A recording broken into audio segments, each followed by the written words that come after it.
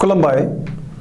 बेयो बड'लेण्ड इंखं टेलिभिजन दिनै 19 जुलाइ 2021 समबारखालि सानसेनि बरादखौ नोंथांमोननि खाथियाव लाबोदों आं सदानन्द दैमारिया।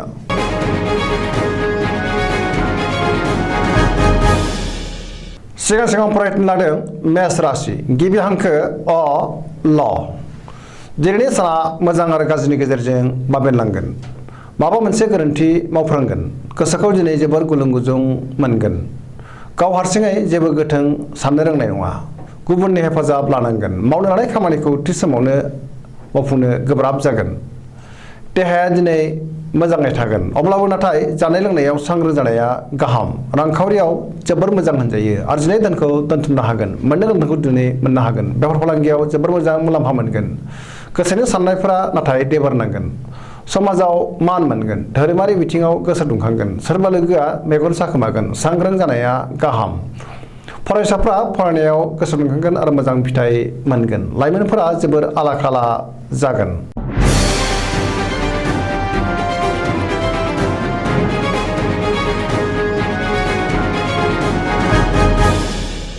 वृष राशि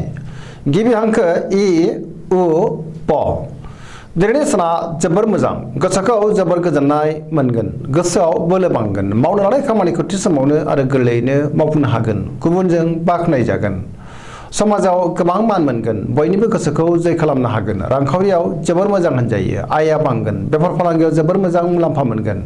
न'खराव बिसि फिसायनि गेजेराव अनलायनाय फैगोन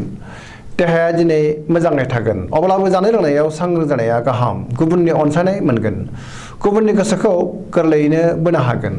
सेंग्रा सिख्लाफ्रा दिनै जोबोर रमान्टिक जागोन आरो गावबा गावनि गोसोनि साननायखौ फोरमायलायनोबो हागोन फरायसाफ्रा फरायनायाव गोसो दुंखांगोन आरो मोजां फिथाइ मोनगोन पजिटिभ एनार्जिनि गोहोम गोग्लैगोन सरासनस्रायै दिनै साना जोबोर मोजां आरो मोजाङैनो बारग'लांगोन।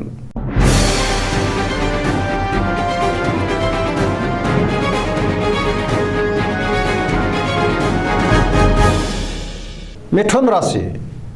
गिबि हांखो क स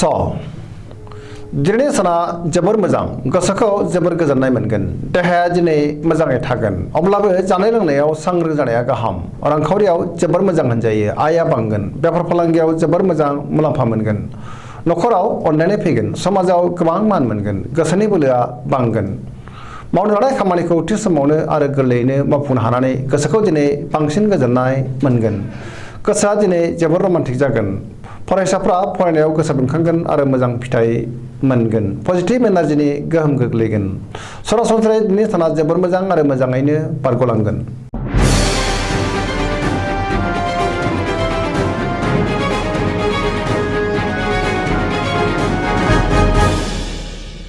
कर्कट राशि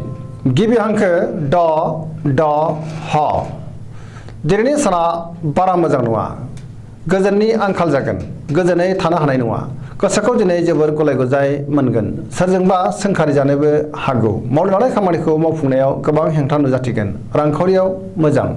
नाथाय खरसायाबो बांगोन बेफार फालांगियाव मोजां होनजायो न'खराव गावजों गाव एना एनि फैनो हागौ सांग्रां जानाया गाहाम गुबुनजों बाङाय बुंनायानो गाहाम देहाया दिनै मोजाङै थागोन अब्लाबो जानाय लोंनायाव सांग्रां जानाया गाहाम समाजाव मान मोनगोन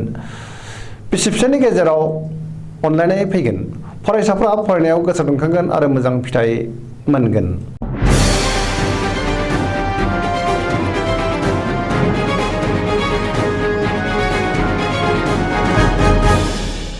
सिंह राशि गिबि हांखो म ट दिनैनि साना मोजां आरो गाज्रिनि गेजेरजों बाबेनलांगोन गोसोआव गोजोननायनि आंखाल फैगोन मावनो लानाय खामानिखौ थि समावनो मावफुंनो गोब्राब जागोन सोरबा लोगोआ जोबोर बाख्नायगोन नाथाय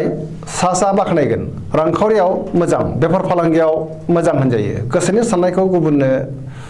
फोरमायनो हायोब्ला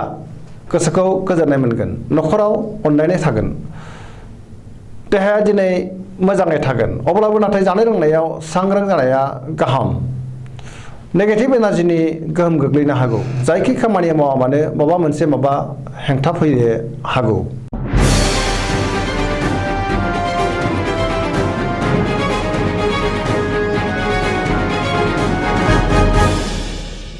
कन्या राशि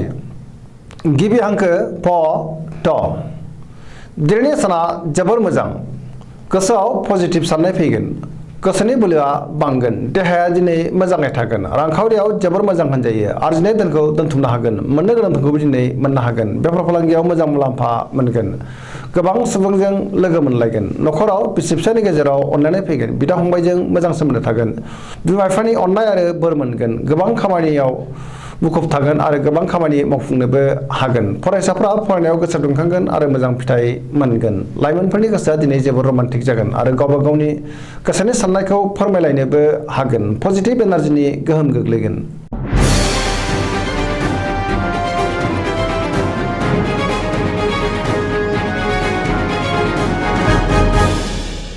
तुला राशि गिबि हांखो र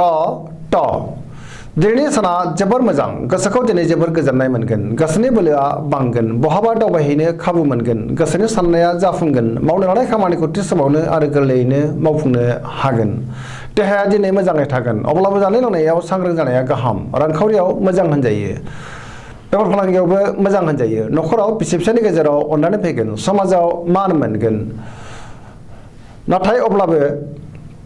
सांग्रां जानाया गाहाम सोरबाया गाज्रि नोजोर होखोमागोन गुबुननि हेफाजाब मोनगोन बहाबा दावबायहैनो खाबु जागोन गोसोआ दिनै जोबोर रमान्टिक जागोन लाइमोनफ्रा मोजां खौरां मोनगोन आरो गावबा गावनि गोसोनि साननायखौ फोरमायलायनोबो हागोन पजिटिभ एनार्जिनि गोहोम गोग्लैगोन सरासनस्रायै दिनै साना जोबोर मोजां आरो मोजाङैनो बारग'लांगोन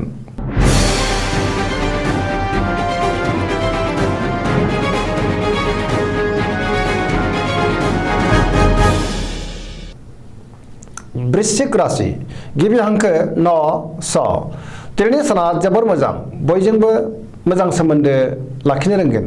गोसोआव गोग्गो आरो गोथों साननाय फैगोन मावनो हानाय खामानिखौ थि समावनो आरो गोरलैयैनो मावफुंनो हागोन गोसोनि साननायफोरा जाफुंगोन गोसोनि बोलोआ बांगोन गोसोनि लुबैनायखौ मोननो हागोन समाजाव दिनै मान मोनगोन न'खराव अनलायनाय फैगोन रांखावरियाव जोबोर मोजां होनजायो आरजिनाय धोनखौ दोनथुमनो हागोन बेफार फालांगियाव जोबोर मोजां मुलाम्फा मोनगोन देहाया दिनै मोजाङै थागोन गुबुननि थाखाय नाङा फाङा जेंनायाव गोग्लैनांनो हागौ सांग्रां जानाया गाहाम लाइमोनफोरा गोसोखौ दिनै जोबोर रमान्टिक मोनगोन आरो गावबा गावनि गोसोनि साननायखौ फोरमायलायनोबो हागोन फरायसाफ्रा फरायनायाव गोसो दुंखांगोन आरो मोजां फिथाइ मोनगोन धोरोमारि बिथिङाव गोसो दुंखांगोन पजिटिभ एनार्जिनि गोहोम गोग्लैगोन सरासनस्रायै दिनै साना जोबोर मोजां आरो मोजाङैनो बारग'लांगोन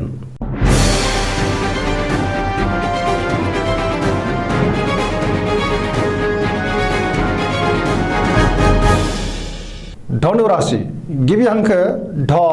फ भ दिनैनि साना जोबोर मोजां गोसोआव बोलो बांगोन बहाबा थांनो गोसो जागोन आरो दावबायहैनोबो हागोन मावनो लानाय खामानिखौ थि समावनो आरो गोरलैयैनो मावफुंनो हागोन रांखावरियाव जोबोर मोजां होनजायो बेफार फालांगियाव जोबोर मोजां मुलाम्फा मोनगोन आयआ बांगोन समाजाव गोबां मान मोनगोन देहाया दिनै मोजाङै थागोन अब्लाबो जानाय लोंनायाव सांग्रां जानाया गाहाम न'खराव बिसि फिसायनि गेजेराव अनलायनाय फैगोन बिमा बिफानि अननाय आरो बोर मोनगोन सेंग्रा सिख्लाफ्रा गावबा गावनि गोसोनि साननायखौ फोरमायलायनो हागोन आरो गोसोआ जोबोर रमान्टिक जागोन फरायसाफ्रा फरायनायाव गोसो दुंखांगोन आरो मोजां फिथाइ मोनगोन पजिटिभ एनार्जिनि गोहोम गोग्लैगोन सरासनस्रायै दिनै साना जोबोर मोजां आरो मोजाङैनो बारग'लांगोन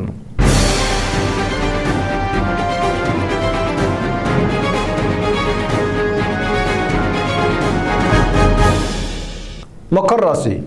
गिबि हांखो ख ज दिनैनि साना जोबोर मोजां गोसोखौ दिनै जोबोर गोजोननाय मोनगोन देहाया दिनै मोजाङै थागोन गोसोनि साननायफोरा जाफुंगोन रांखावरियाव जोबोर मोजां होनजायो मोननो गोनांखौ दिनै मोननो हागोन बेफार फालांगियाव जोबोर मोजां मुलाम्फा मोनगोन मावनो लानाय खामानिखौ थि समावनो आरो गोरलैयैनो मावफुंनो हागोन न'खराव बिसि फिसायनि गेजेराव अनलायनाय फैगोन फिसाज्ला एबा फिसाजोनिफ्राय मोजां खौरां मोननो हागौ पजिटिभ एनार्जिनि गोहोम गोग्लैगोन जायखि खामानि मावाबानो दिनै मोजाङैनो मावफुंनो हागोन आरो जाफुंसारगोन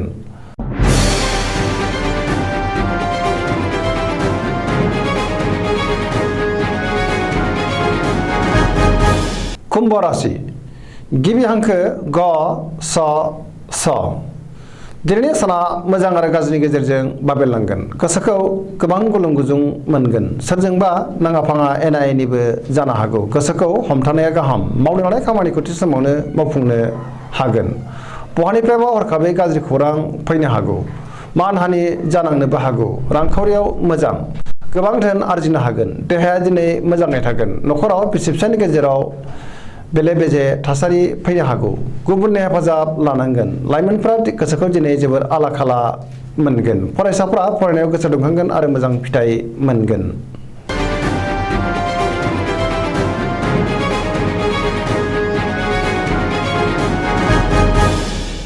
मीन राशि गिबि हांखो ड स। दिनैनि साना बारा मोजां नङा। गोजोननि आंखाल जागोन। गोसोआव गोजोननाय गैयै जागोन। गोसोखौ जोबोर उसुखुथु मोनगोन। गोसोनि बोलोआ लोरबां जागोन। देहाया दिनै मोजाङै थागोन। अब्लाबो नाथाय जानाय लोंनायाव सांग्रां जानाया गाहाम। रांखावरियाव मोजां, नाथाय खरसायाबो बांगोन। बेफार फालांगियावबो मोजां मुलाम्फा मोननो हागोन। न'खराव अनलायनाय फैगोन। गोसोखौ दिनै जोबोर रमान्टिक मोनगोन। सेंग्रा सिख्लाफ्रा गावबा गावनि गोसोनि साननायखौ फोरमायलायनो हागोन।